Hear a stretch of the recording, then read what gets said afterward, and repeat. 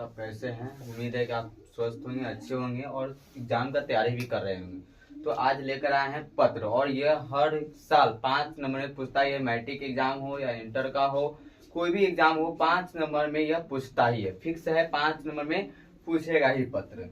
तो आज पत्र लेकर के आया हूँ मैं 5 नंबर का। देखिए यहाँ लिखा गया, प्राचार्य को विलम्ब शुल्क माफ करने के संबंध में प्रार्थना पत्र लिखे। प्राचार्य को विलम्ब शुल्क, यानी आप अपने विद्यालय में विलम्ब करते हैं पैसा जमा करने में। हमेशा होता है विद्यार्थियों का क्या होता है, बच्चे क्या करते हैं, विलम्ब कर देते हैं रुपया जमा करने में, यानी कि समय लगा देते हैं। तो उस समय क्या, कोई कोचिंग में क्या होता है, विलम्ब शुल्क होता है कि लेट फाइन जिसे कहता है, फाइन लगा दिया जाता है। तो उसी को माफ करने के लिए प्रार्थना करना पड़ता है टीचर को कि सर मैं इसकी वजह से नहीं दे पाया, इसी ये कारण था, वो कारण। तो वही इसी के लिए पत्र लिखने जा रहा हूँ।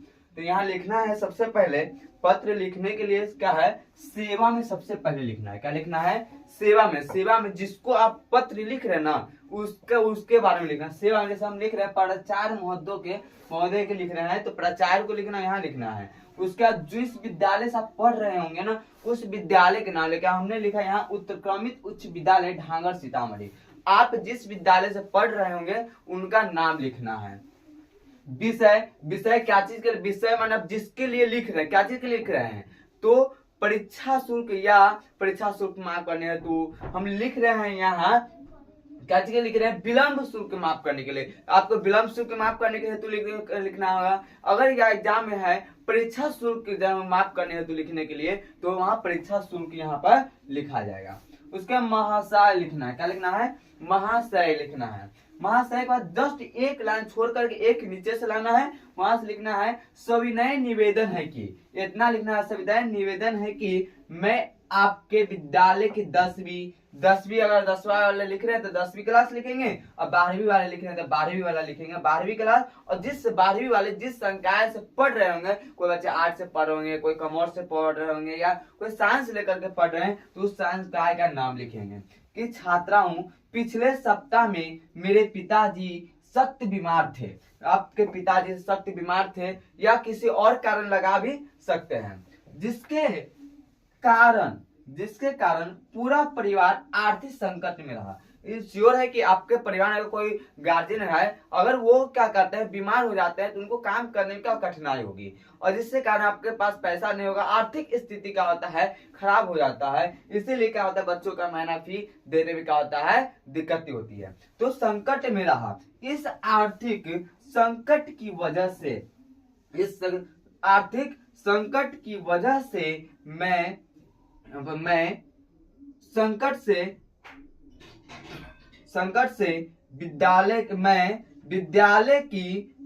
की मासिक शुल्क समय पर अदा न कर पाए, है ना। मैं विद्यालय की मासिक शुल्क समय पर अदा नहीं कर पाया,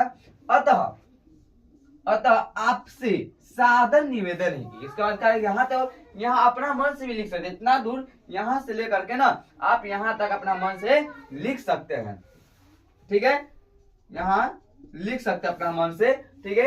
यहाँ पे उसका लिखना, अतः आपसे सादर निवेदन है कि, इसके बाद लिखना क्या है, आपसे सादर निवेदन है कि मेरा विलम्ब शुल्क माफ कर दिया जाए और बिना दंड के शिक्षण शुल्क जमा करने की अनुमति दी जाए। कहता है आपसे अनुरोध है, सादर निवेदन है कि, लास्ट में कहता है आपसे अनुरोध है, लास्ट में आग्रह भी कर रहा है कि हम आपसे अनुरोध है कि आप मेरा जो विलम्ब शुल्क लगा है उसको माफ कर दीजिएगा, और जो हमारा शुल्क है उसको जमा करने की अनुमति देंगे।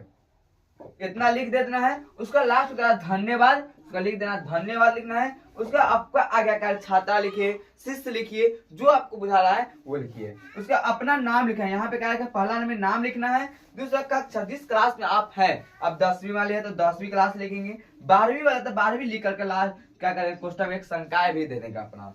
उसके बाद विद्यालय के नाम देंगे। उसका जो आपका रोल नंबर मिला होगा, बोर्ड रोल नंबर मिला होगा, उस रोल नंबर के यहाँ लिखेंगे। उसके बाद लास्ट में एक दिनांक लेकर के, जिस दिनांक पर आप लिख रहे होंगे उस दिन का दिनांक हमने आज लिखा 4 दिसंबर 2025।